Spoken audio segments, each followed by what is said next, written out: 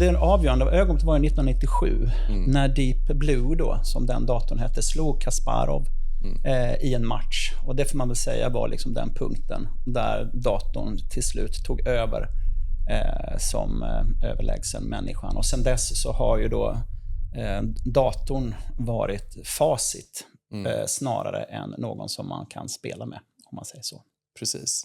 Och just det här när det kommer till AI-framtiden, AI tar över allting, AI tar mitt jobb, AI tar hej och hå. Vi spelar ju fortfarande schack. Vi vill ju hellre titta på 2 människor som spelar schack än 2 datorer som spelar schack. Det är ju totalt ointressant liksom. Så att vad kan vi lära oss där? Sen är jag också nyfiken på hur du tänker kring just liksom den här meningen och sociala biten av det. Att träffas och skapa mötesplatser och liksom hur pensionärer exempelvis som inte bara lever för jobbet, hur finner de mening och liksom hur kan vi bridge the gap mellan generationer? Så att jag hoppas vi landar där någonstans. Ja, det blev ju liksom flera frågor i ett här som du ställde till mig. Men om jag kan ju börja så här då. Det var ju att Alan Turing, som anses vara liksom datorns fader på många sätt. Det första han gjorde när han skulle liksom skapa de olika algoritmerna och idéerna för hur en dator fungerar.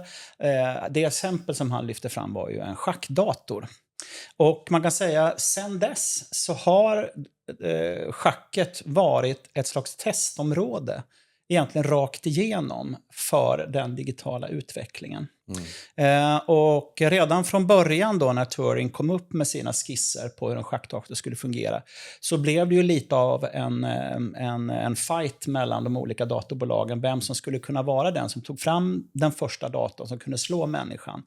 Det här har ju varit en dröm genom historien att ta fram den här maskinen som kan vara smartare än en människa då. Var det någon liksom kapprustning där USA, Ryssland? Ja, det var det. Botvinnik som var världsmästare. Han jobbade i det civila med att försöka ta fram en schackdator. Så det var det han fokuserade på bredvid att han var världsmästare i schack då.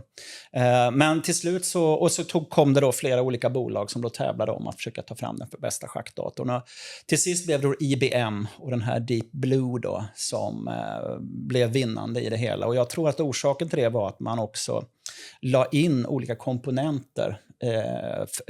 Alltså man hade stormästare som fick gå in och ge råd kan man säga, eller gav olika algoritmer till datorn som den skulle följa så att den kunde göra nya värderingar av positionerna. Och jag har hållit flera föredrag om hur en människa tänker och en dator tänker och sen också hur en AI tänker. Och man kan säga här att... Men du särskiljer här på AI och dator? Absolut, det är stor skillnad. När du säger dator, då är det ju en algoritm va? Ja, det är helt enkelt, den bara räknar kan man säga så. Det är det som är, skillnaden är ju att... Men vad är skillnaden mot en LLM egentligen? För den gissar ju också nästa steg. Alltså du menar mot en AI? Ja, men exakt. Jo, alltså skillnaden är så här. Att en datorn då, den beräknar alla möjliga drag. Och så är det ju kraften då i hur många miljoner drag per sekund den kan beräkna. Men det är ju så att ett schackparti, det finns fler möjliga schackpartier än det finns atomer i universum. Så att det betyder egentligen att schack kommer aldrig egentligen att kunna räknas ut, alltså till noll, om man tänker sig att man gör ett drag och så säger datorn nu är det så många drag fram till schackmatt. Det kommer aldrig att ske. Och det betyder att även om en dator bara gör beräkningar hela tiden, då, matematiska beräkningar av de olika dragen, så måste den i något läge göra en bedömning av ställningen. Och då beräknar man den i form av poäng. Alltså en bonde är värd 1 poäng, löpare 3, springare 3, torn 5, dam 9 och så vidare. Så att man får hela tiden liksom vit leder med kanske en halv bonde, eller, alltså 0,5 eller så vidare. För den måste göra en bedömning. Skillnaden mot en AI, och det slog ju igenom då 2019 om jag minns rätt, när AlphaZero togs fram av Demis Hassabis, som nu fick Nobelpriset då för att han har beräknat de här DNA-molekylerna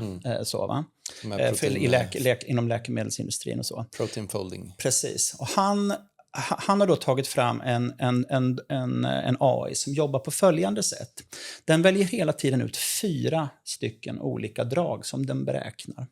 Men när den beräknar så gör den det genom att den spelar ställningen mot sig själv. Den spelar liksom 1000 partier per sekund för varje drag. Det som blir skillnaden är att den får ett statistiskt underlag. Så i det läget när datorn gör en bedömning, då har den istället ett statistiskt underlag som visar på vilket drag som bortom horisonten, även om den inte kan räkna hela vägen fram, så kan den ändå få en känsla av vilken väg som är den bästa runt hörnet. Det känns ju som någon typ av sån här hedgefond, aktieberäkningsrobot där lite grann. Och sen är det då den stora grejen är väl också det att den hela tiden är självlärande. För nyckeln för den är ju att den ska kunna välja ut de 4 främsta dragen. Så det som var fantastiskt då 2019... Men bygger det då på liksom först den här datormodellen och sen utöver det så gör de den här... Nej. Det gör inte det, utan den bara... Det är en helt egen... Ja, alltså det var ju så här att det han gjorde, han har alltså tagit fram en AI som inte kunde schackreglerna 4 timmar innan den ska möta världens bästa schackdator. Sen satte den igång då och självlärarna då spelade partier efter partier mot sig själv, lärde sig då vilka 4 drag den ska ta ut, och efter 4 timmar jag tror att det blev efter 9 timmar som de mötte som jag till slut, men det var efter 4 timmar så var den bättre än världens bästa schackdator. Och då kan man säga så att när den vann, jag tror att den vann 28 partier av 100 och resten blev oavgjort. Så den krossade ju världens bästa. Och det var just det, att den kunde se runt hörnet. Där datorn tog stopp och blev tvungen att göra bedömning, där hade den då ett statistiskt underlag som kunde visa vilken väg som var den bästa. Så det skulle jag kalla för, det är en slags intuition som den då bygger upp genom sitt statistiska underlag. Finns det något liksom namn för det tillfället? Jag tänker så här, singulariteten som vi snackar om här. Det är möjligt. Det kan inte jag för faktiskt. Det måste ju finnas ett före och efter på något sätt. Att säga, men det är inte relevant. Alltså, människor kommer aldrig att bli bättre än en dator eller en AI. I det här, nej, det kommer inte. Men det som var så oerhört intressant, alltså jag kan säga så, de partierna som spelar så där, det är ju de absolut bästa som någonsin har spelats, alltså det som den här gjorde. Och framförallt kan man säga det att om du tänker dig, en dator blir ju väldigt, alltså eftersom den beräknar då i poäng, så blir den väldigt materialistisk. Medan en AI då värderar hela tiden pjäserna efter position. Just det. Så den kunde också då, den kunde offra en massa material därför den hade sett att i den här typen av ställningar är den pjäsen inte riktigt lika mycket värd som i andra ställningar. Så den var mycket mer dynamisk i sin spelstil än vad en dator blev. Och på många sätt kan jag säga för oss schackspelare så gav den också hopp. Därför plötsligt så förstod vi att det som människan har som en datorn inte har, som till exempel den kände mästaren David Bronstein sa, att människans största tillgång som schackspelare är ögat. Ögat kan ta in otrolig massa information samtidigt. Både medvetet och omedvetet så tar man in ställningar och gör värderingar liksom, som i flow, om man säger så. Och här kände man plötsligt att här liknade AI lite mer hur en människa spelar schack jämfört med hur en dator spelar schack. Och man fick många nya idéer och tankar om hur schack faktiskt kan spelas. Som lite grann datorn hade motsatt sig, för den tänker och spelar på ett helt annat sätt.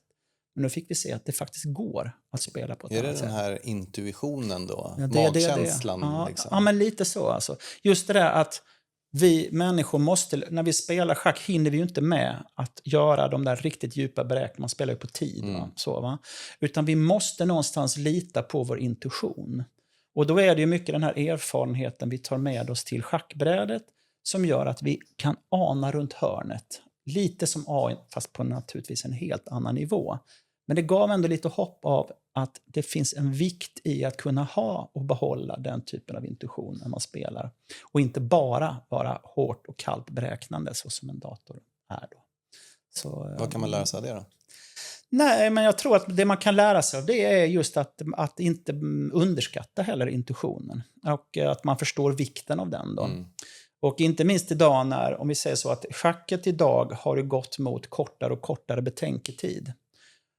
Alltså så lång tid som när jag var liten så spelade man liksom, man skulle göra 40 drag inom 2,5 timme. Idag är man nere på 90 minuter. Alltså 1,5 timme. Och det betyder naturligtvis att då får ju också intuitionen en större betydelse för en spel. Eftersom man har mindre tid att kunna fördjupa sig och beräkna. Jag tänkte bara liksom schack. Det finns säkert många här som tycker schack är kul och som lyssnar. Och så finns det säkert en del som bara, men schack, men det är inget för mig. Alltså varför just schack? Det finns ju vissa spel som har hängt med, om man så vill. Vad kan vi få som människa av schack som du inte får av att spela Roblox eller spela Pokémon Go eller alltså för det första Otello, liksom? För det första så är det ju ett oerhört gammalt spel. Det är ju 1500 år gammalt. Så den har ju traditionen vid sin sida. Men sen är det ju just det att det finns ingen som någonsin kunna spela schack perfekt. Det går liksom inte att räkna ner det till 0. Det finns alltså fler möjliga schackpartier än det finns atomer i universum. Och det betyder att även jag som har spelat nästan hela mitt liv, jag har spelat i 48 år, jag har spelat schack. Jag har fortfarande massor att lära. När jag sitter och analyserar med Magnus Carlsen som ju tidigare var världsmästare och är världens bästa spelare. Han har fortfarande flera saker att lära och komma till underfund med. Trots att han är överlägset den bästa spelaren i världen. Så just det där med att det tar aldrig slut. Det finns hela tiden nya saker att upptäcka. Jag menar, jag älskar också att spela andra typer av intelligensspel och de här klassiska spelen som finns och så vidare. Men känslan är ju väldigt ofta att man kommer till en gräns att nu kan man det här spelet. Nu finns det inte så himla mycket kvar att fördjupa sig och lära sig. Kanske också för att jag inte riktigt är lika bra på det. Det kan ju vara därför jag säger så. Men jag får ändå den känslan av att schacket har ett djup som det är väldigt få andra spel som har. Kanske Gå skulle kunna vara. Och också så. lättillgängligt ju. Alltså, du behöver lära dig reglerna en gång och det kan man göra när man är 6-7 år kanske. Ja, i alla fall om man använder sig av en god pedagogisk metod så kan man absolut göra det. Sen kanske man inte är så jättebra, men i alla fall förstå hur pjäserna rör sig och så vidare. Absolut. Förstå liksom reglerna. Det är ju väldigt tydliga och enkla regler. Vad är det? 64 rutor? 32 pjäser. Ja. Stratego är ett bra spel tycker jag också. Ja, det är ju jättekul. Har du spelat det? Absolut. Jag har spelat de flesta sådana. Jag tycker det är jättekul förstås också. När det kommer till liksom, vi är ju i skärmarna som mänsklighet just nu. Har varit ett gäng år. Vad finns det för och nackdelar ser du med att spela på skärm respektive off-skärm? Alltså, man kan säga så här att idag så är det ju, vi gjorde en beräkning av att det är ungefär 1 miljon svenskar som spelar schack på nätet varje månad. Chess.com som är den överlägset största plattformen för att spela schack har haft 800 000 svenskar. Under januari, i alla fall 2024, gjorde vi den men det är lite som Wordfeud då, att man parar sig ihop med någon random person och spelar, eller? Ja, alltså skillnaden är väl... så är det ju. Och man har ett ratingsystem som gör att man ska få jämnt motstånd då när man söker. Man kan också söka upp en kompis och be att få spela direkt med den personen. Det är också en möjlighet då. Men oftast så spelar man random, kan man säga, som man säger så då. Och de spelar ju då på skärm.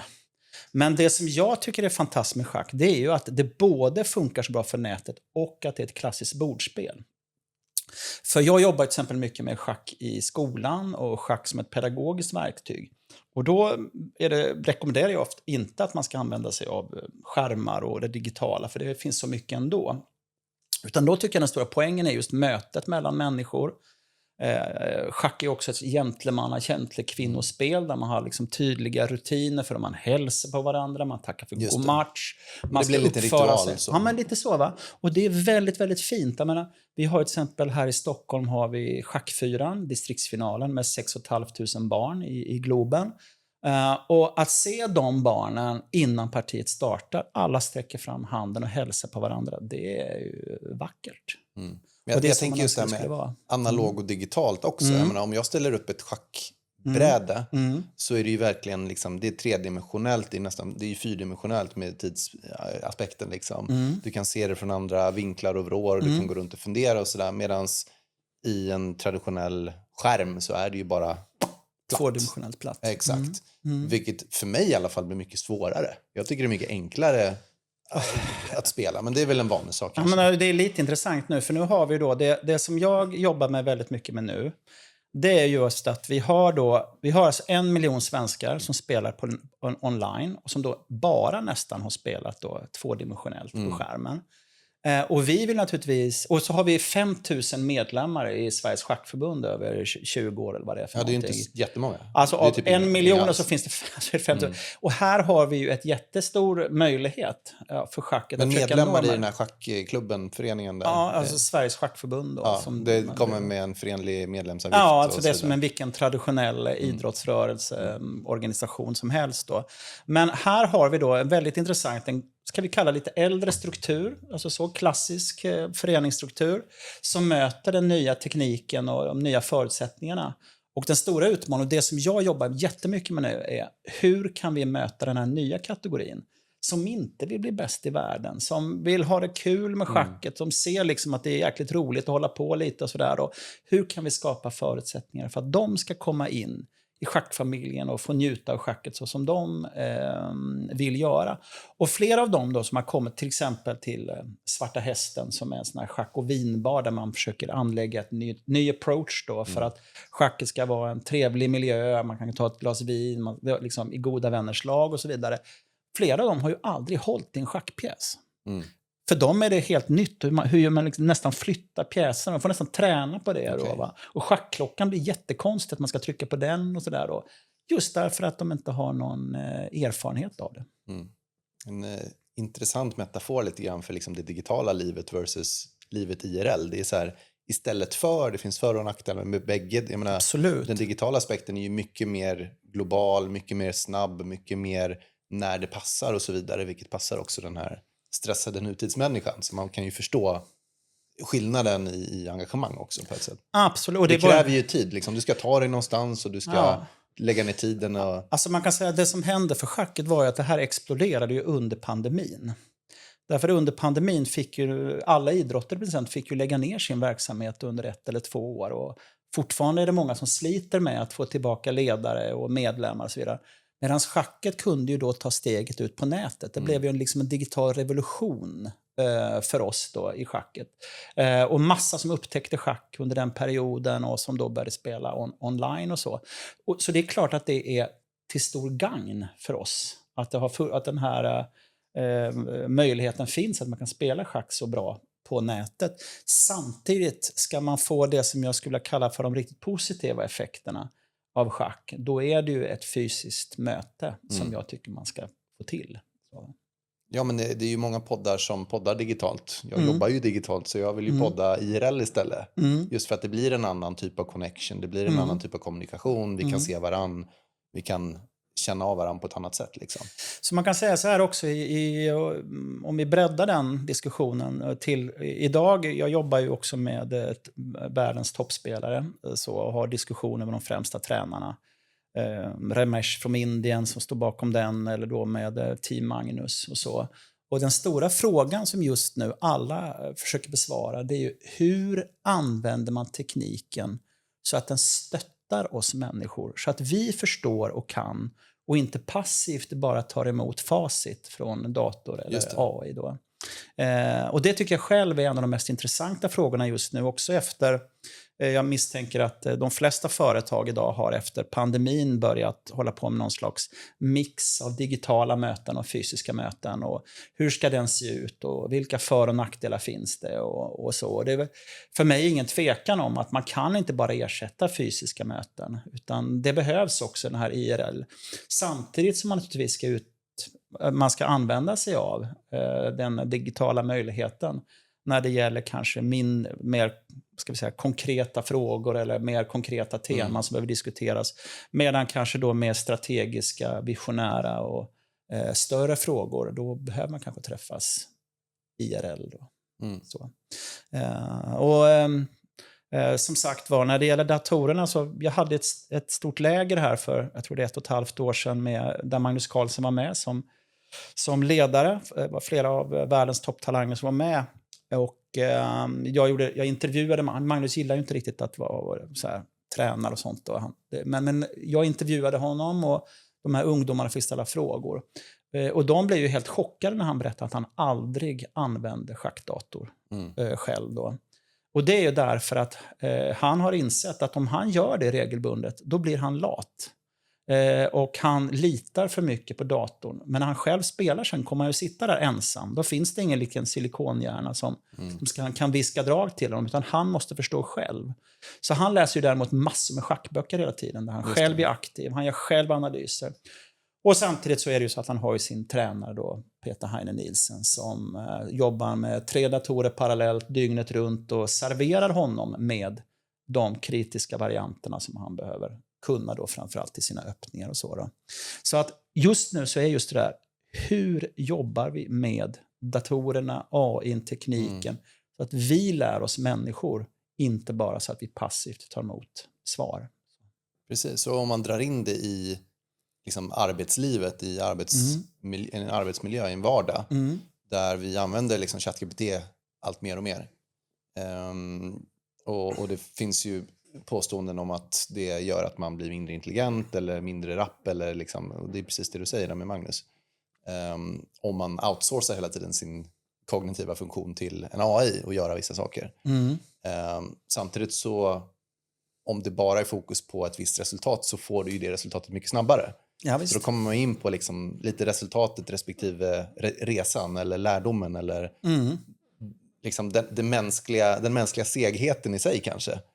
Som vi kanske behöver värdesätta i så fall på något sätt.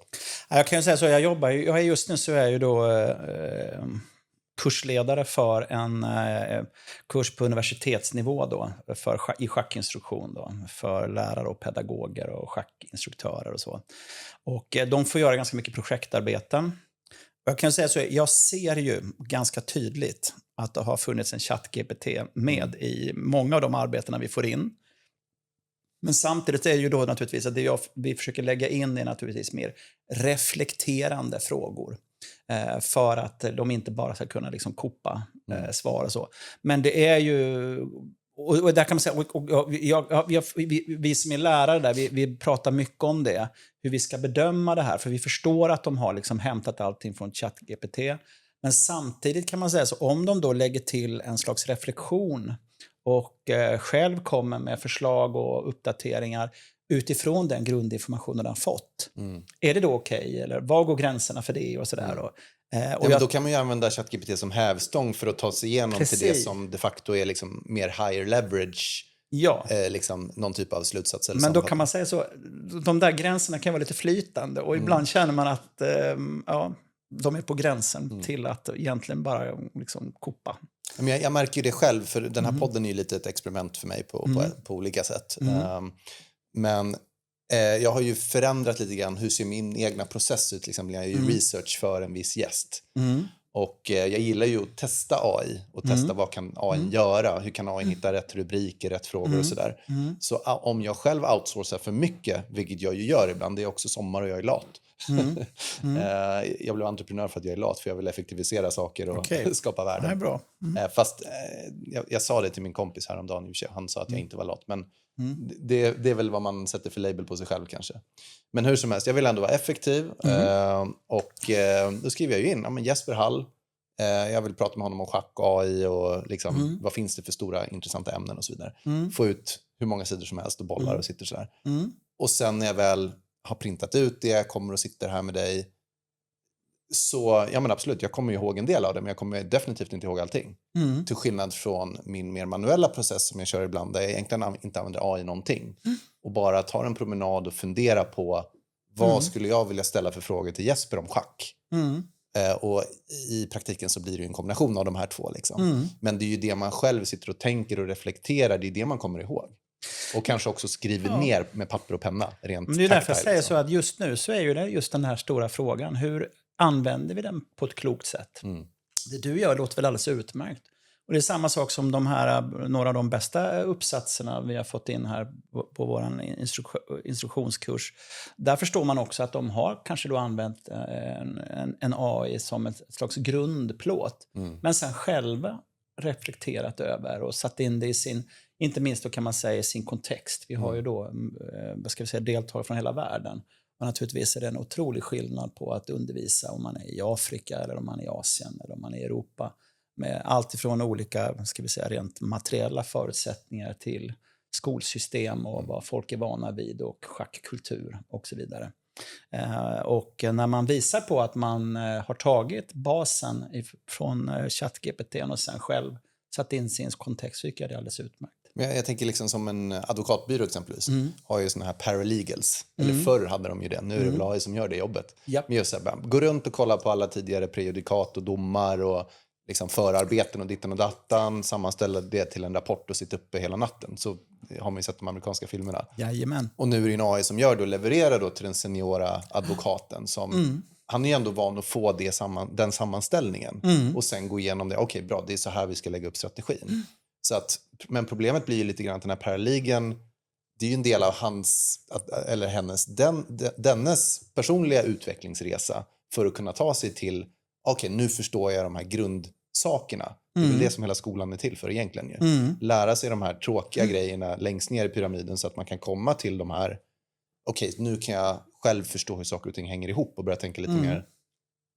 Eller hur tycker du? Nej, jag håller helt med dig. Och det är därför jag återigen säger det. Att jag tror fortfarande vi har en hel del erfarenhet att göra när det gäller hur man ska använda tekniken på bästa sätt. Och jag tror man får bara helt enkelt pröva sig fram och dra slutsatser. Men man kommer ju aldrig att komma undan det faktum att det är ett eget hårt jobb som krävs. Alltså jag tänker också när jag till exempel får en ny privatelev eller jag jobbar med nya grupper när det gäller schackinstruktion, så är det ju många som tror att det finns någon slags shortcut. Liksom. Vad är hemligheten? Hur gör jag för att bli bra? Och så tvingas man säga, men det finns nog ingen riktig hemlighet. Det finns bara liksom hårt jobb. Och det är du som ska förstå. Det jag kan göra, det är att jag kan ge dig de bästa verktygen. Jag kan effektivisera din träning. Men jobbet måste du göra. Du kommer aldrig undan det. AI kan då hjälpa dig att effektivisera jobbet. Den kan servera dig med grund och idéer och så. Liksom datorn kan göra det. Men det är du som måste förstå. Det är du som måste liksom göra det jobbet. Det kommer man aldrig undan. Och det skulle jag påstå egentligen det du säger också här. Va? Att om man missar den resan av att inte sätta sig in i grunder och så på grund av att man blir serverad med svar, så har man missat en väldigt stor träningsmöjlighet. Jag kan ta ett exempel. När jag var liten och fanns det ju inte datorer. Det jag gjorde, det var att jag satt med min bästa kompis då, Tiger heter han, Hillar Persson, som är stormästare och en av Sveriges bästa spelare. Vi tränade i princip varje helg. Och vår träning bestod egentligen av att vi gick igenom våra schackpartier som vi hade spelat. Och så diskuterade, vad tror du om det här? Och vad hände här? Och vad är det? Och tror du man ska göra si eller så? Och då förstod vi ju, eller vi letade utifrån vår nivå och lärde oss oerhört mycket på vägen i de här diskussionerna. Och vi stötte och blötte och så. Idag stoppar ju juniorerna in datorn i burken och så får de direkt svar. Jag gjorde fel där, gjorde fel där. Och så har de missat den träningsmöjligheten av att tränga sig djupt in i ställningen för att själv förstå. Och här är det ju en jäkla skillnad återigen på hur en dator tänker mot hur en människa tänker. Och AI också för den delen. Och där gäller det ju återigen då att man inte missar träningsmöjligheten av att förstå själv. Men där är ju väldigt så här, både filosofiskt och intressant. Liksom, just ett resultat. Du kan nå ett resultat snabbare. Men alltså, om man tittar på liksom, mer leverage i en sån här typ av pyramid exempelvis. Liksom, du vill ha en mer output för mängden input i din yrkesroll eller så.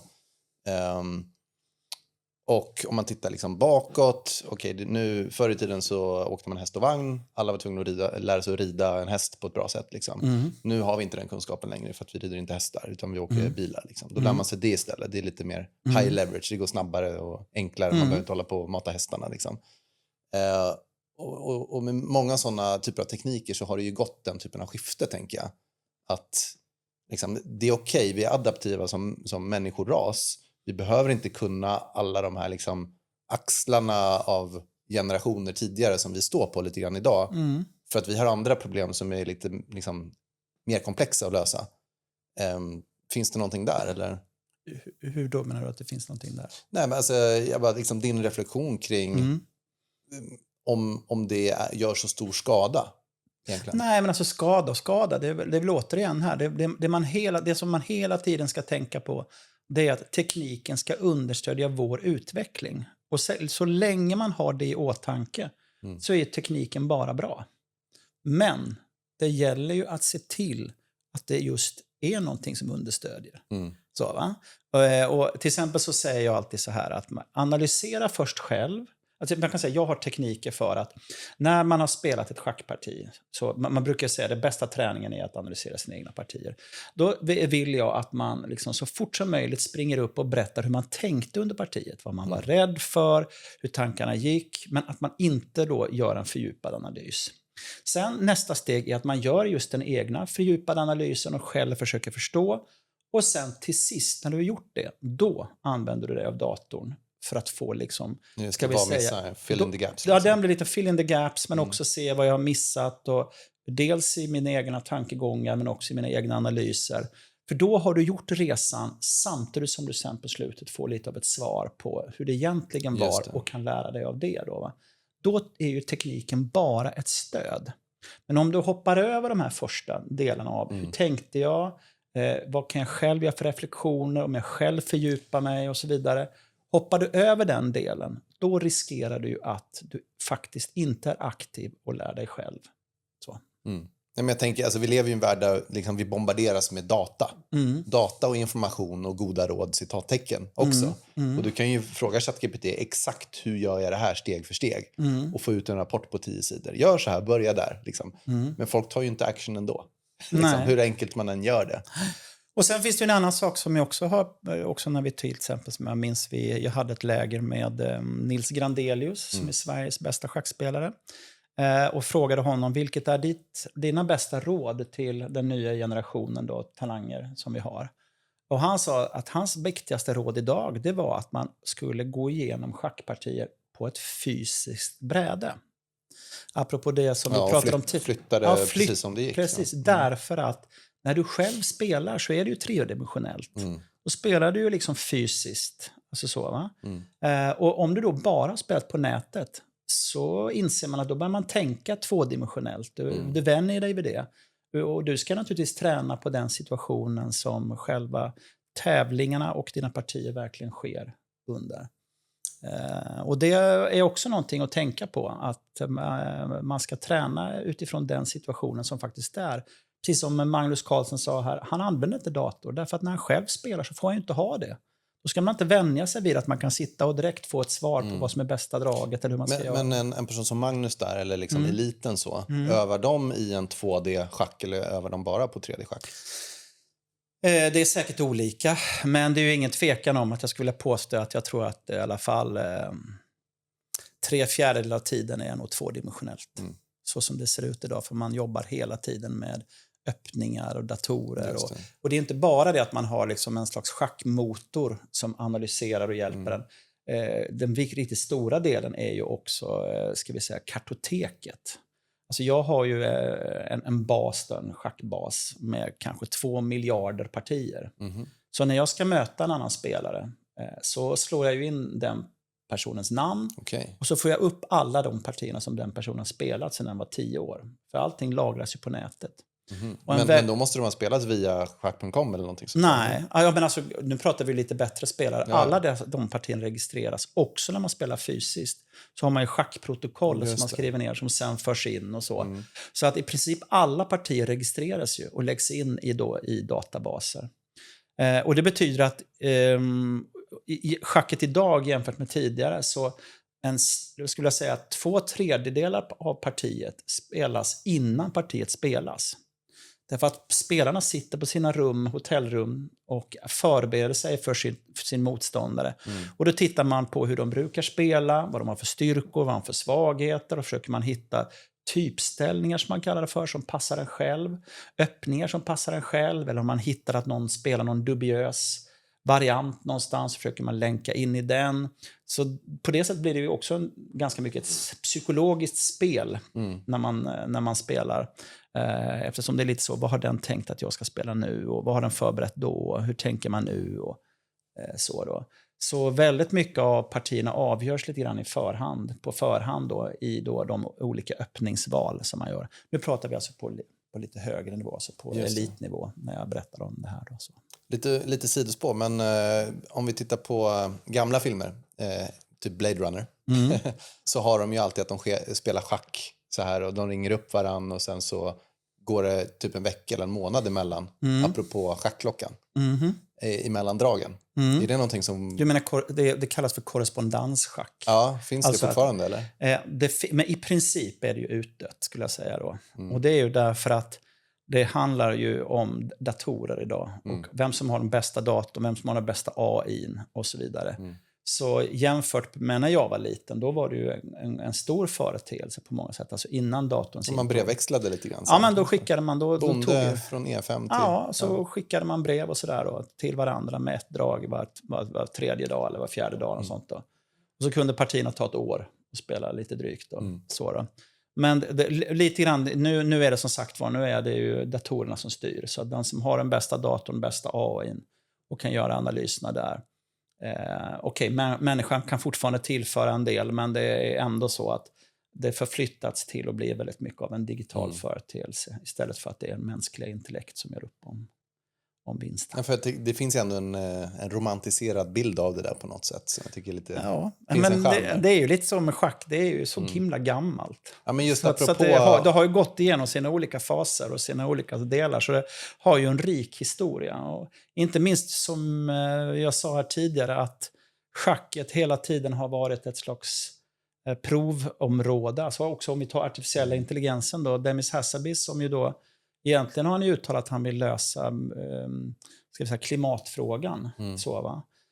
Men för att kunna plocka fram, och nu blev det så att han löste den här andra medicinska gåtan då, så fick Nobelpriset för det. Men för att kunna ta fram den AI:n som så kunde göra den här analysen så användes han först av Go, alltså den här klassiska kinesiska formen av strategispel då, som spelas på 319 skärningspunkter med svarta och vita stenar. Som ju i princip lika komplicerat som schack, om än på ett lite annorlunda sätt. Då. Och så kunde den slå då världens bästa gåspelare. Så då. Och sen gick han vidare till schack för att kunna, och som jag berättade då, kunna slå världens bästa schackdator på det sättet som man gjorde. För att sen kunna ta ytterligare nästa steg och börja pröva det i praktiken då, nu då i form av att analysera de här DNA-kedjorna.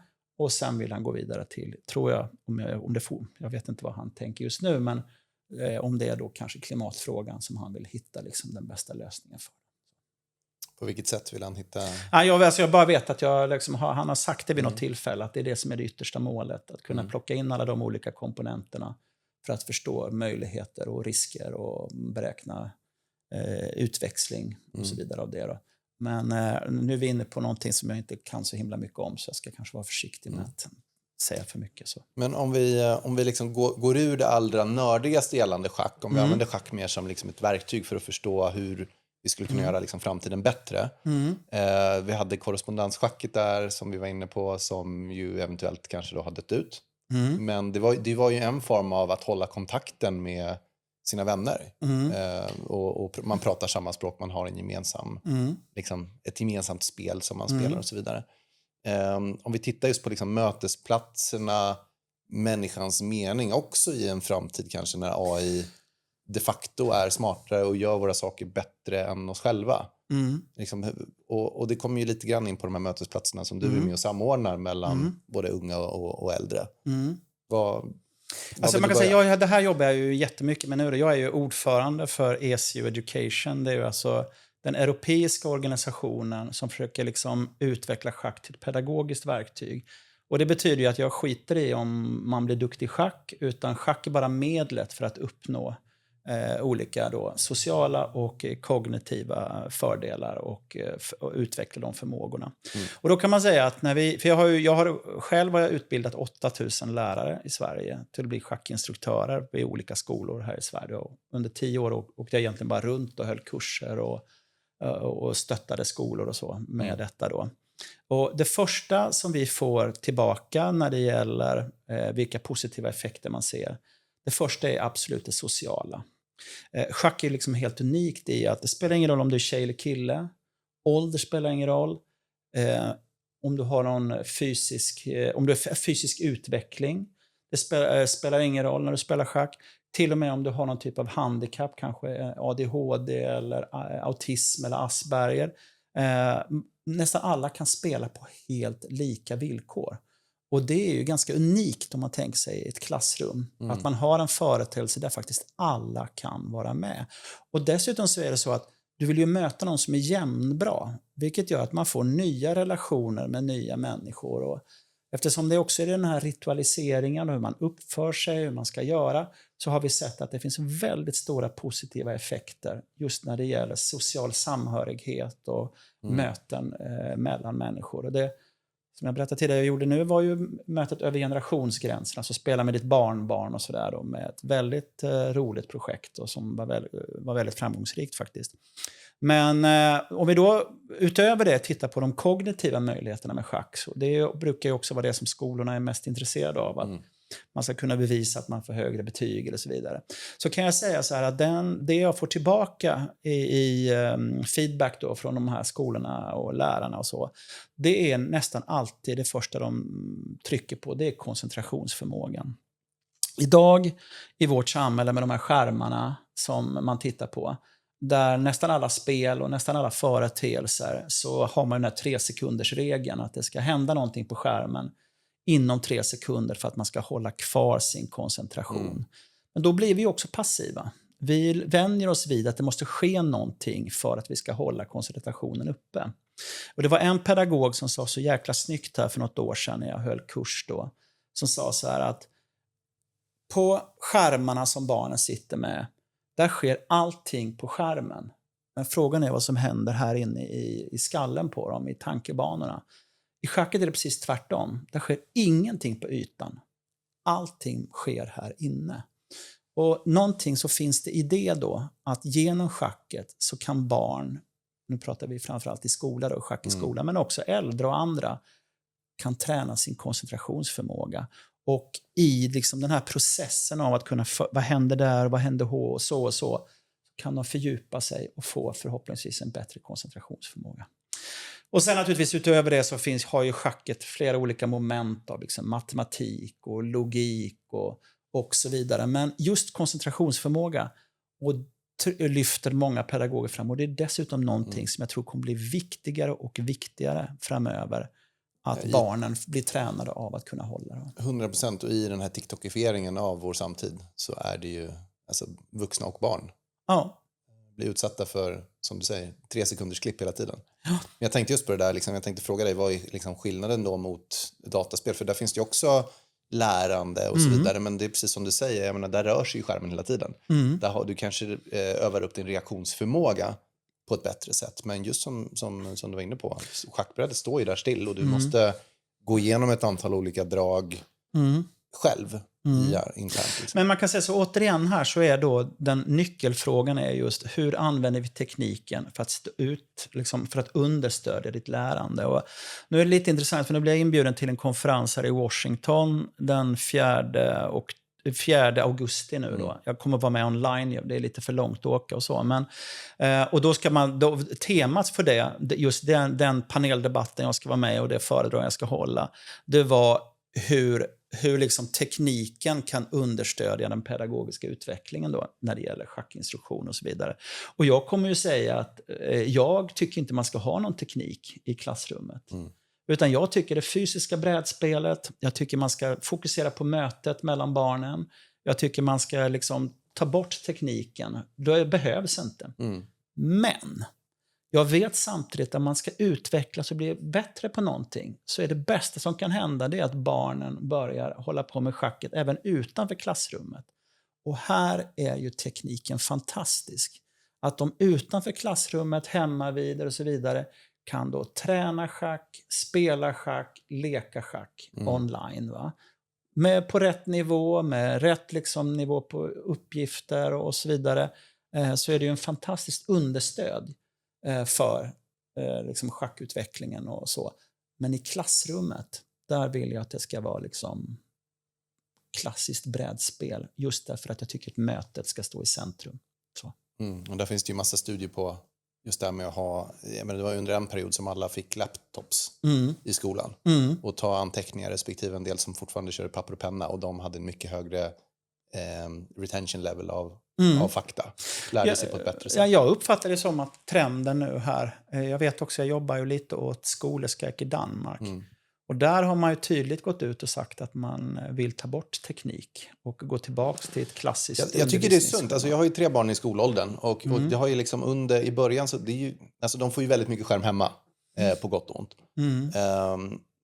Men just i skolan också där man förväntar sig att de kommer dit lite grann för att komma bort från den här avkopplande skärmmiljön på ett sätt. Jag vill ju gärna inte att de sitter och tittar på tv där eller att de jobbar med laptops allt för mycket. Sen är det klart på någon nivå ibland, men inte komplett. Nej, men det är samma som att jag börjar känna mer och mer att jag tror att ett av de viktigaste ämnena i skolan är ju skolgymnastik. Eftersom jag är ju genuint orolig därför att jag märker att det är många barn idag som inte har ett naturligt sätt att röra sig. Ja. Och spontanidrotten som jag gick ut och spelade fotboll varje eftermiddag liksom på gården när jag var liten och så. Jag uppfattade inte det som att det sker på samma sätt. Ja, men du får mer dopamin i Fortnite. Vad sa du? Du får mer dopamin i Fortnite. Säkert, absolut. Va? Utan det blir så organiserat och där ryker ju väldigt mycket den fysiska aktiviteten.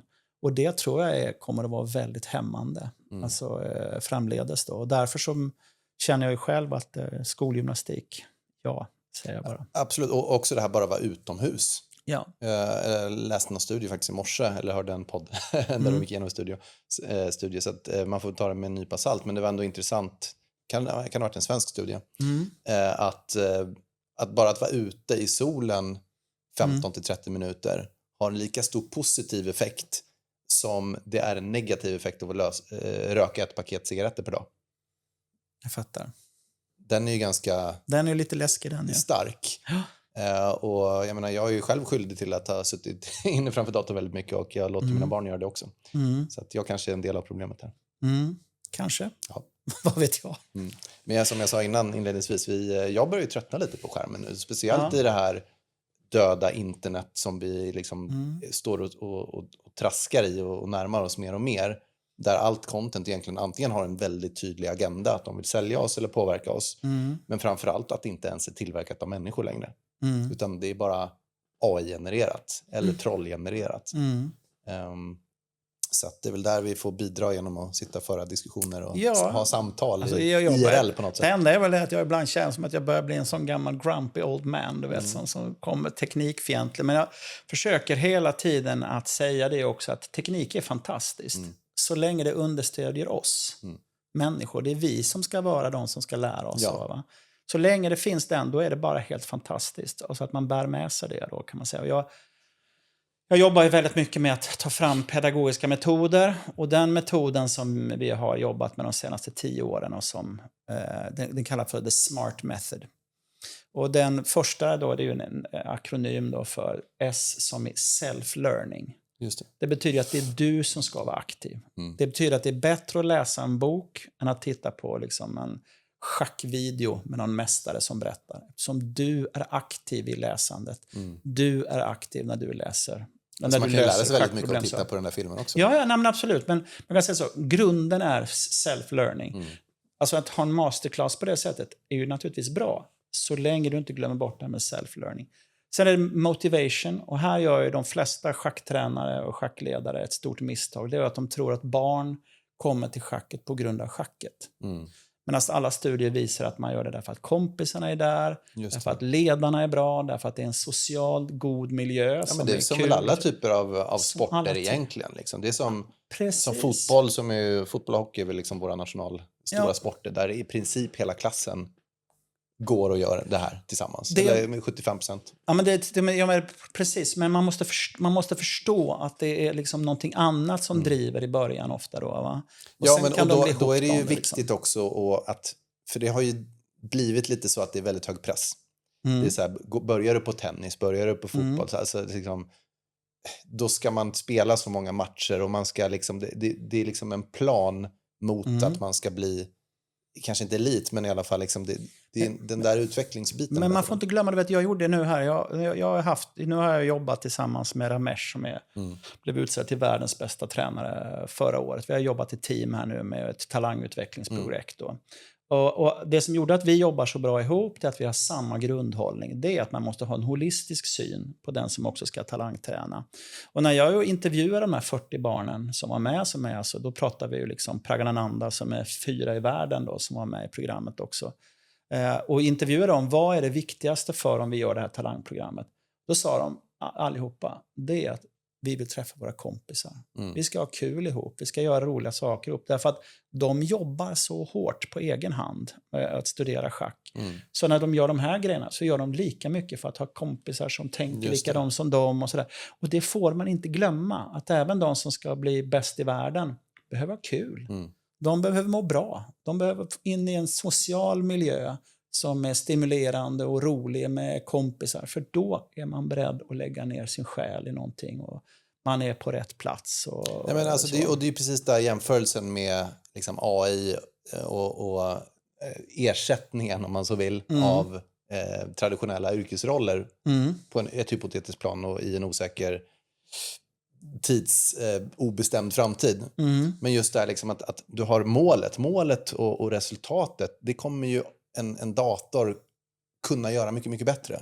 Alltså när det kommer till eliten där och liksom, men just liksom resan dit och glädjen och gemenskapen, att vi gör någonting tillsammans, att vi utvecklas tillsammans, så att det här med att man kan bli bättre. Man behöver inte bli bäst, för i vissa nischer kommer man aldrig kunna bli bäst längre. Det kommer aldrig finnas en människa som är bäst. Nej, och så man kan säga det just nu så Indien kommer ju så otroligt starkt. Det är ju den stora folksporten nu i Indien. De fick ju världsmästaren då, Gukesh. Nu, i schack, ja. Okay. De är helt... Varför då? Varför just Indien? Ja, men det finns det. För det första så hade de ju Viswanathan Anand, som jag skulle vilja säga på motsvarande Björn Borg, alltså, som slog in den där kilen och visade att du kan, han blev ju världsmästare då, du kan alltså bli världens bästa trots att du är från Indien. Sen finns det en annan grej, Indien är så jävla dåliga på alla andra idrotter förutom cricket, badminton och tennis. Jag menar Indien tog, jag tror det var 3 medaljer i OS. Och då är det världens största land med mest folk. Så när nu schacket då har fått världsmästaren, de börjar bli kända för det. Det gör att till exempel schack i skolan så är det 30 miljoner barn som håller på med schack i skolan. Just det. Och det är klart, har man en sådan bredd, har man en sån kulturell förankring på spelet och man är så många människor, så kommer det att finnas talanger som kommer fram, som är beredda att satsa. Och dessutom så kan man säga att deras skolsystem understödjer talanger hela tiden. Så skolorna är oerhört flexibla så att de här barnen kan göra en rejäl satsning och träna sina 4 timmar om dagen från 8 års ålder. Medan här i Sverige så har ju våra talanger jättestora problem att få ledigt för att åka på turneringar eller så, eftersom vi har vår skolplikt och så. Och ska vi få ha en chans att få fram världsspelare, så måste det till någon typ av förändring när det gäller det då. Det är inte säkert att vi vill det, att vi är beredda på det, men jag bara säger att ska det bli någonting så måste det finnas ett bättre understöd för unga talanger, och så att de har möjlighet att spela och träna på ett helt annat sätt än vi. En sak som jag tycker saknas, i alla fall där jag bor, det är ju tillgången till liksom, någon typ av fritidsgård. Alltså det finns fritidsgårdar, men det finns regler och de här får vara där och de får inte vara där. Liksom. Men fler ytor där man kan gå och, som du säger, träffas och spela schack exempelvis. Liksom. Hur ser det ut där ute? Jag kan säga, det här är ju en av de sakerna jag jobbar mycket med nu. Då. Det är ju att förankra schacket i offentliga miljöer. Och förutom Kulturhuset som jag nu jobbar nära med och har gjort det men det har ju en viss upptagningsförmåga, men det bästa är ju det lokala på något sätt. Men alltså, och då kan man säga så att det som jag nu har också, jag söker hela tiden pengar, jag jagar ju pengar hela tiden till alla de projekten som jag vill göra så. Och ett av de större projekten just nu som jag vill jobba med, det är ju med bibliotek.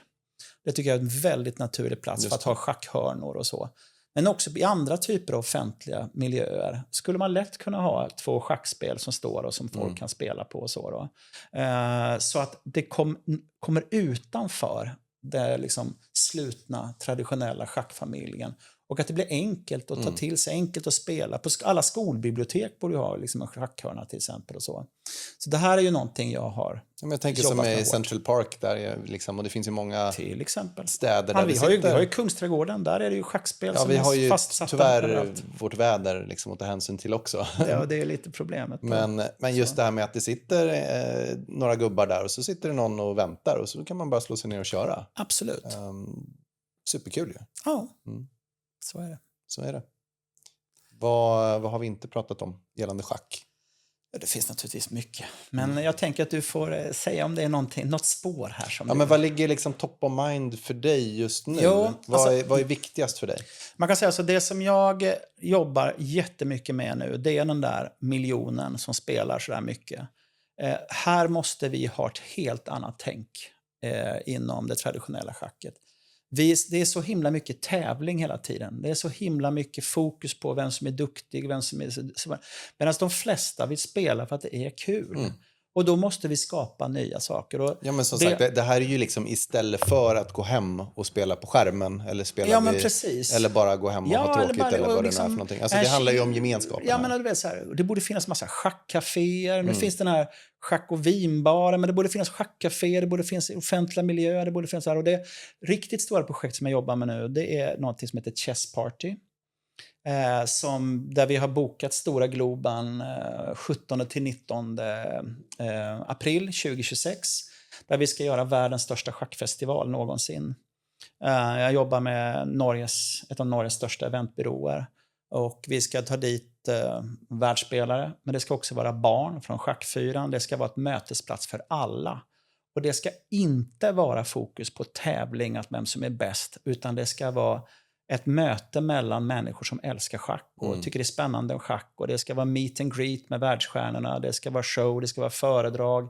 Det ska vara lekar, det ska vara allting som gör att schack stimulerar på ett annat sätt än att det bara måste dras fram vem som är duktig och vem som är svag och så. Det jobbar jag enormt mycket med det projektet. Vad kostar det att gå in där då? Det är drop-in? Nej, det är inte satt än riktigt. Vi har ju liksom precis signat kontrakt och så. Alltså och sen tror jag att det kommer att vara olika lösningar beroende på ålder och så vidare. Så. Nej, men för jag tänker just liksom att det som vore fint vore att kunna dra till det här mer spontana, att man bara liksom dimper in. Absolut. Och man tittar på som absolut den här Svarta hästklubben som du nämnde där, men det känns ju också som det finns en viss planering eller ett visst urval som tar sig till den lokalen. Ja, det är ju, man kan säga så här, det som jag också tror väldigt mycket på, det är ju att schacket kan spelas på väldigt många olika sätt. Jag skulle säga, i den klassiska schackvärlden, det är som vilken idrottsrörelse som helst. Och de som är eliten i schack tränar ju minst lika mycket som vilken idrottsman som helst. Och måste dessutom hålla sig i god fysisk form och så vidare. Men sen har vi också schacket då som ett pedagogiskt verktyg med ett helt annat fokus på schack i skolan och så vidare. Där vi skiter i om man blir bra i schack, utan fokus ligger på den andra personliga utvecklingen. Och sen har vi ju då det här sociala brädspelet. Och den här typen av spelare som spelar online och så. Och jag tror att man måste ha strategier för varje målgrupp. De är väldigt olika i vad de önskar och vill ha när det gäller utbud och så. Och det är väl det som är nyckeln, tycker jag, att just nu så är schacket väldigt mycket en sport i Sverige.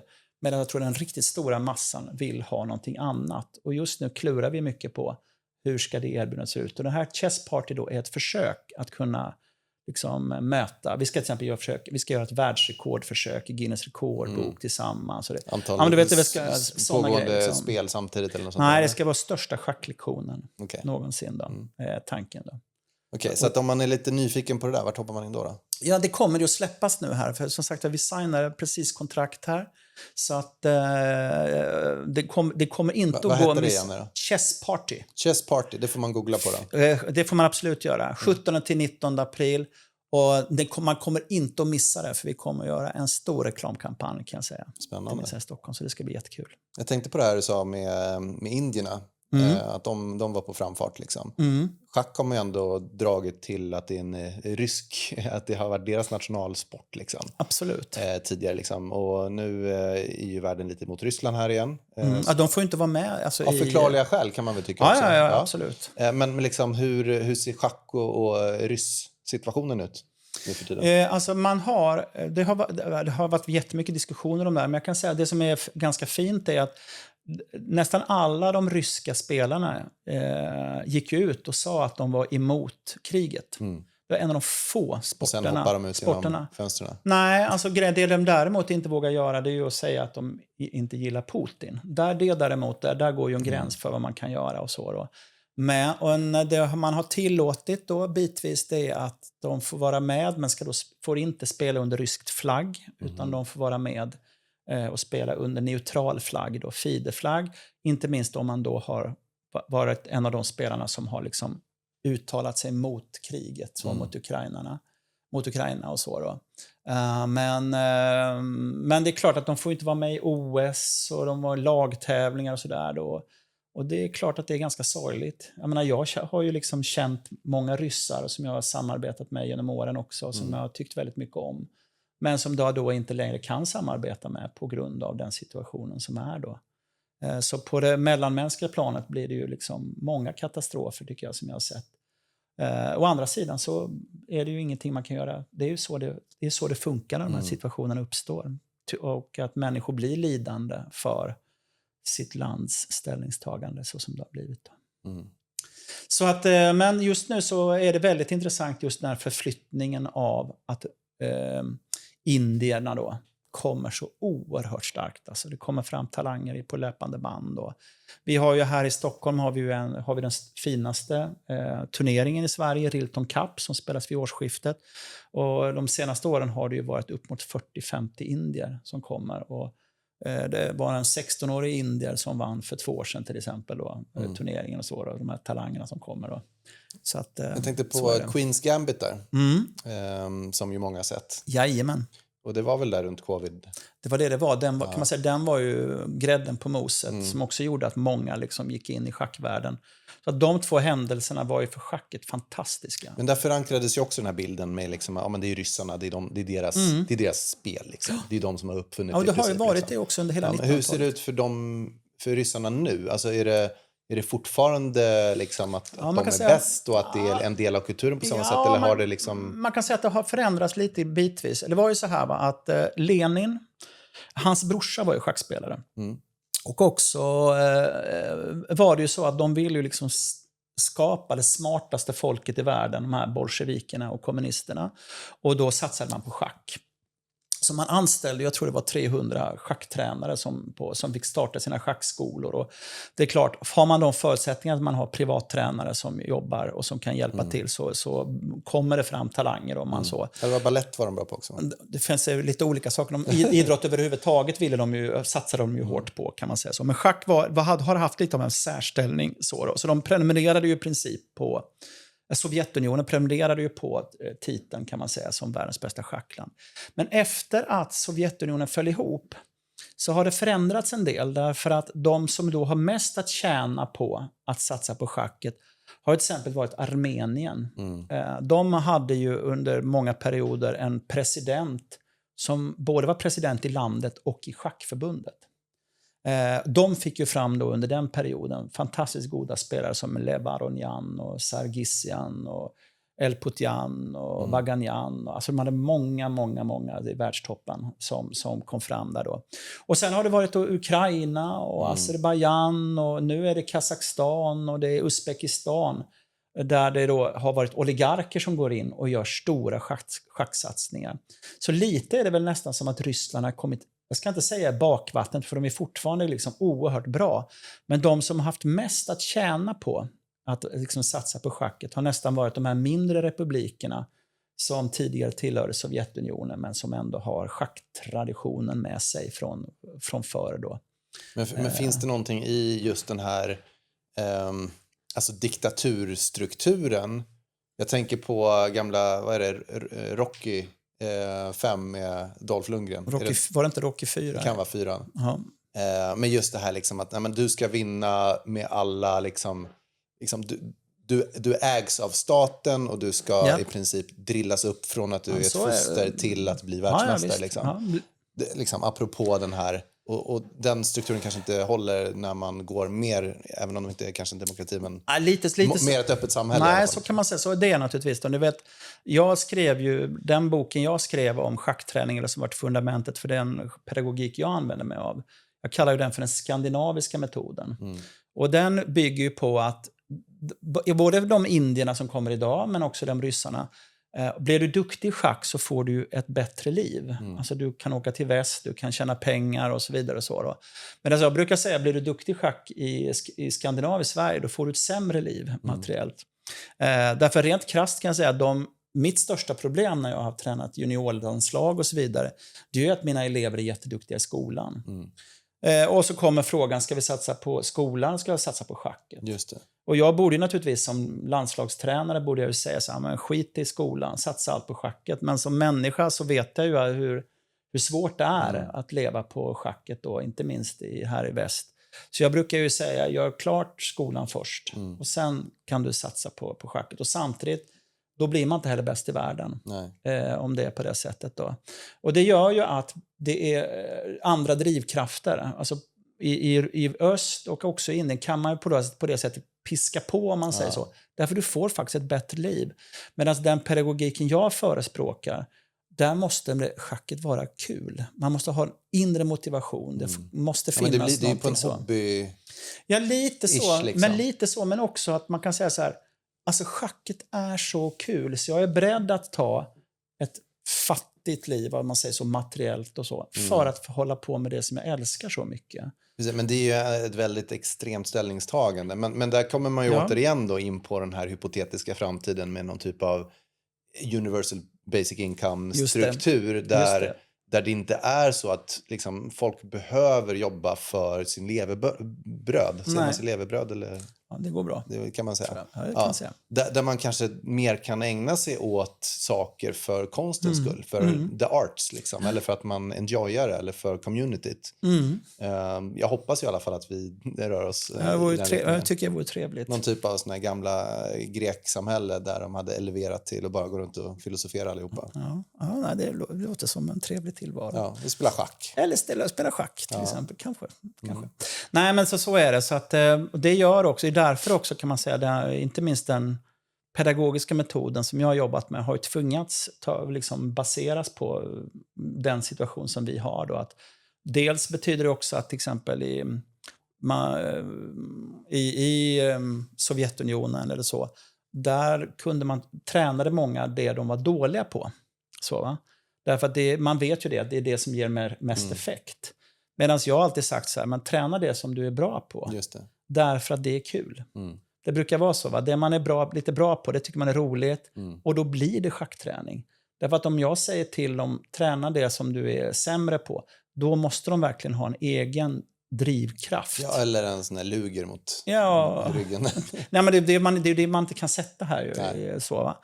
Utan det gör att liksom, jag försöker när jag liksom också undervisar och så, hela tiden ta reda på var finns din motivation, var finns din drivkraft, och så lägger man upp sina träningsupplägg för dem beroende på var deras motivation och drivkraft sitter. Så att det blir basen som man utgår från. Så, för annars, för det som sagt börjar det bli tråkigt om man inte vill hålla på med det, då finns det ingen anledning att göra det heller. Just eftersom det är bättre då att du satsar på skolan och gör någonting som du kan ha effekt för när det gäller ditt materiella och vanliga liv. Liksom. Play your strengths, sägs det ju, om man ska vara framgångsrik. Ja. Att är man duktig på något så kör det, även om det kanske är tråkigt då. Ja. För att det är där pengarna finns ju. Lite så. Men vi får väl se en post-labor economic värld, hur det ter sig. Mycket möjligt. Ja. Vi får se. Vad kan schack i övrigt lära oss om livet? Alltså jag tror att det finns en sak som jag har tänkt på ganska mycket apropå också hur, om vi då tar de här, jag tänkte ju, för mig var det verkligen en ögonöppnare när jag insåg att mitt största problem när jag tränade juniorlandslagen och sånt då, det var just att barnen var så duktiga i skolan. Och då kan man naturligtvis, då finns det ju två möjligheter. Det ena är att de som är smarta och så blir intresserade av schack.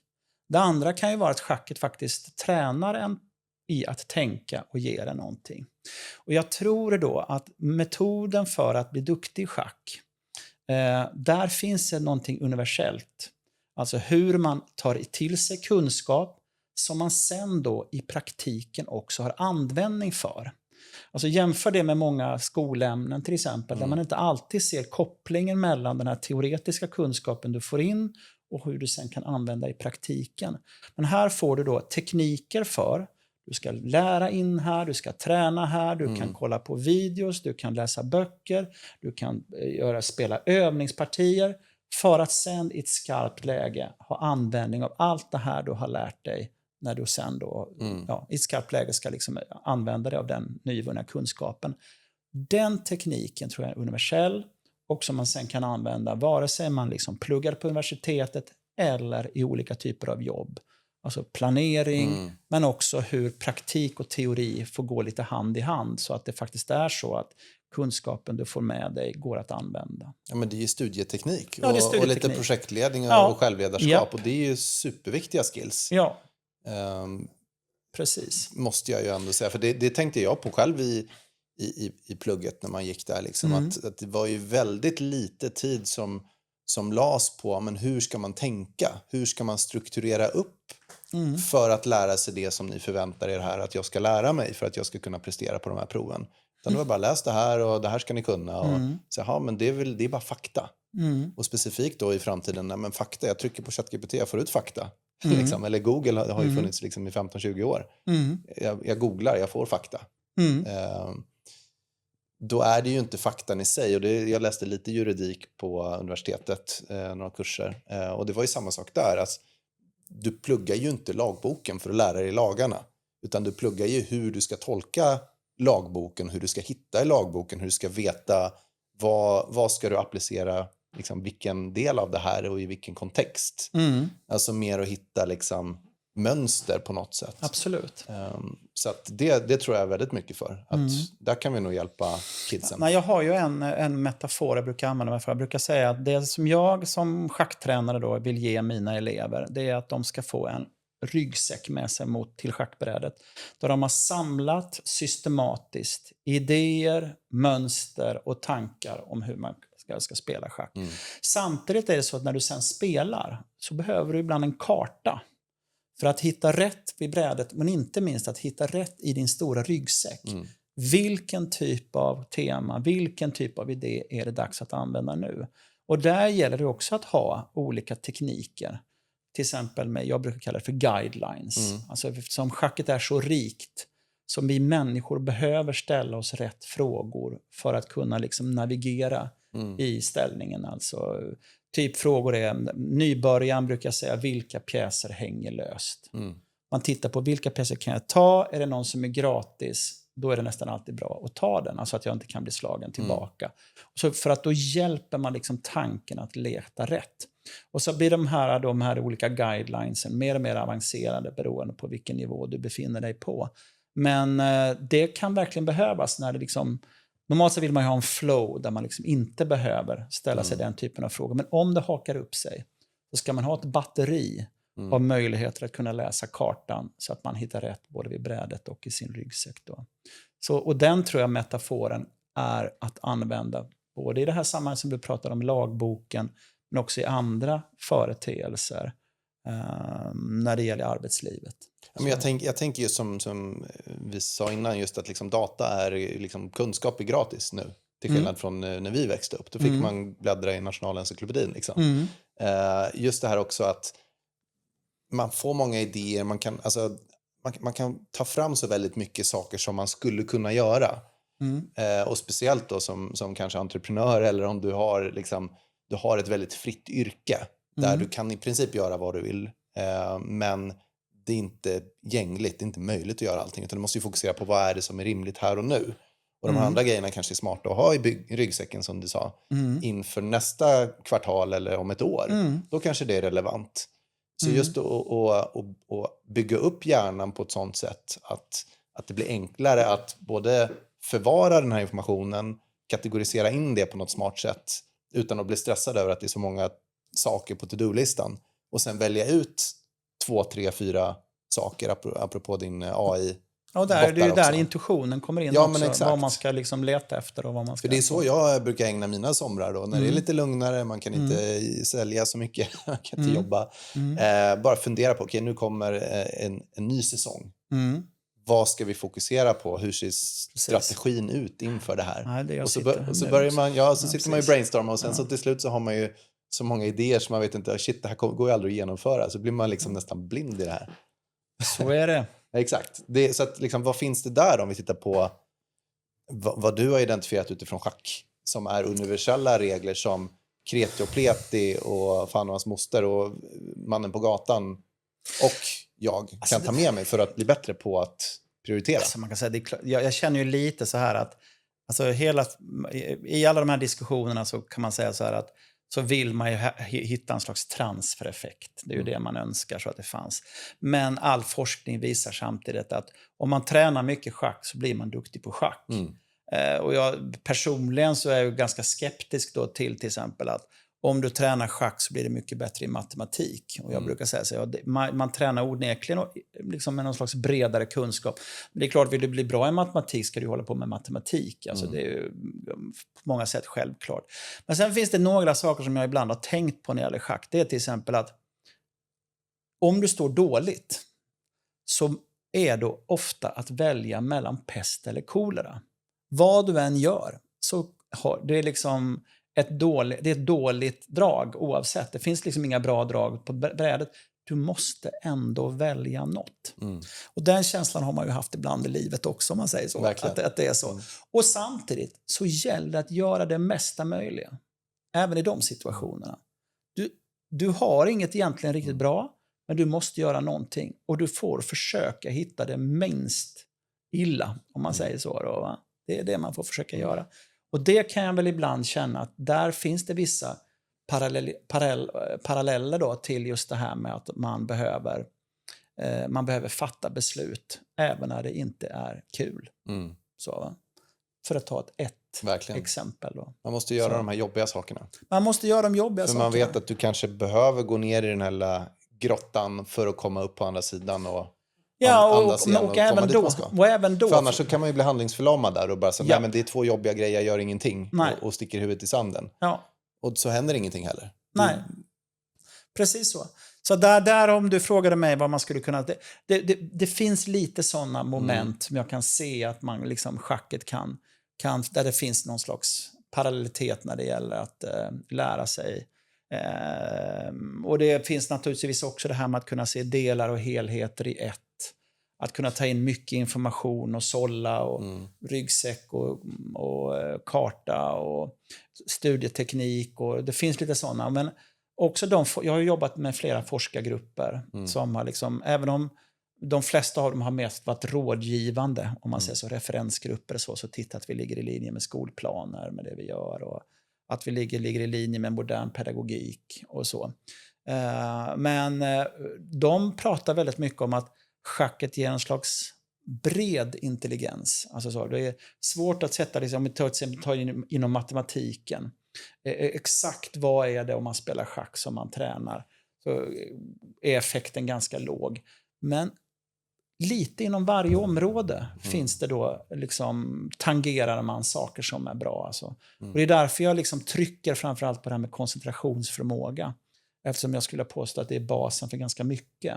Och där ser jag tydligt att schacket har en roll. Och det känns ju också hyperaktuellt just nu, när vi har näsan i skärmen och man får nästan så abstinens som inte liksom, oj, vad har hänt nu? Är det någon nyhet? Är det vad har hänt på Facebook? Lite så. Så att det en del värre än andra. Men jag bara menar att det istället för att jag liksom säger att man tränar tydligt logik, man tränar tydligt spatial liksom uppfattning till exempel, som Howard Gardner lyfter fram schack där som en möjlighet att man tränar liksom den spatiala förmågan och så då.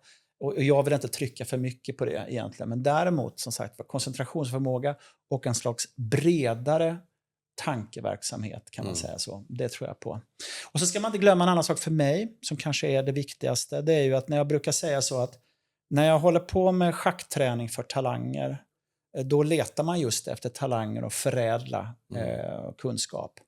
Medan när jag jobbar med schack i skolan då, alltså som ett pedagogiskt verk, då försöker jag leta upp de svagaste barnen. Just det. Därför att många av dem, där liksom, inte minst när det gäller matematik, så kanske det har slutit sig. Man har så dåligt självförtroende så att man inte liksom känner att man kan ta till sig matematikundervisning, så, eller man är helt sluten. Och kan man då genom schacket säga så, du kan ju spela schack, du är ju smart. Alltså, så. Att ge barn självförtroendet i att tänka. Kan man öppna den världen för dem, då har man gjort en stor insats.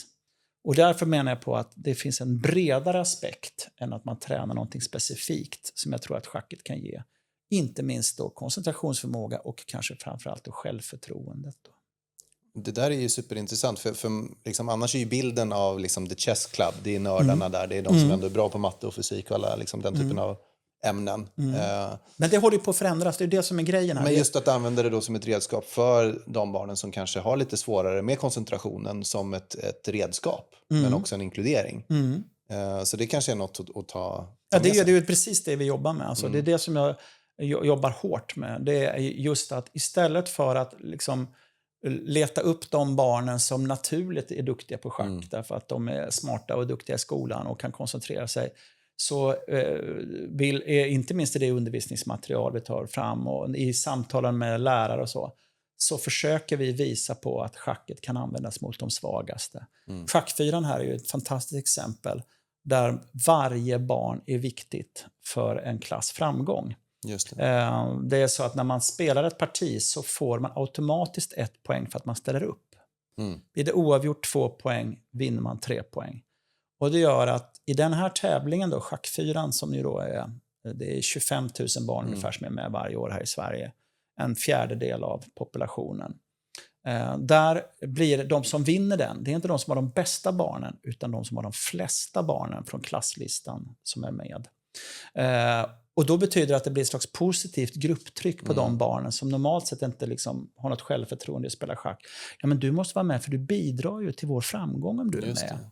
Och så får de lite självförtroende, de spelar och de känner att de är med, inkluderade och också att de kan tänka, kan spela schack liksom. Apropå kopior som inte bara är så att säga resultatbaserade. Precis. Så det är för mig den absolut mest fantastiska tävlingen. Det är just schackfyran då, som vi har här i Sverige. Snyggt. Det är snyggt faktiskt. Coolt. Jesper, är det någonting som jag glömt att fråga som vi borde gå in djupare på? Jag tror vi har tänkt ganska mycket. Vi har täckt ganska många olika ämnen tror jag. Så att, då får vi hoppas här att i sommarvärmen lyssnaren kan åtnjuta ett schackspel ute i Bersån. Det hoppas jag också. Kan komma till Stockholms kulturfestival 13-17 augusti. Ja. Då har vi ett stort schacktält. Förra året kom det 4... Var är det någonstans? Alltså i Kungsan då. Okay. Förra året kom det 4 500 pers och spelade. Då hoppas vi på bra väder. Ja, det gör vi. Absolut. Coolt. Tack så mycket Jesper. Tack ska du ha. Tack. Ett schackbräde i skuggan av ett träd. Barnen skrattar. En gammal man ler snett. Pjäser dansar. Som livets symfoni. Varje drag. En tanke. Varje steg poesi. Lägg ner skärmen. Lyft din blick. Se världen. Känn varje ögonblick. Vi spelar schack. Vi spelar liv. Ett möte. En tanke. Ett perspektiv.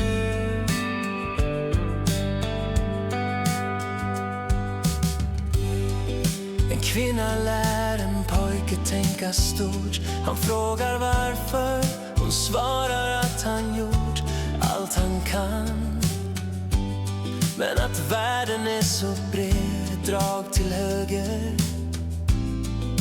Och livet får besked. Livet är inte bara svart och vitt. Det finns färger mellan varje strid. Lägg ner skärmen, lyft din blick. Se världen, känn varje ögonblick. Vi spelar schack, vi spelar liv. Ett möte, en tanke, ett perspektiv.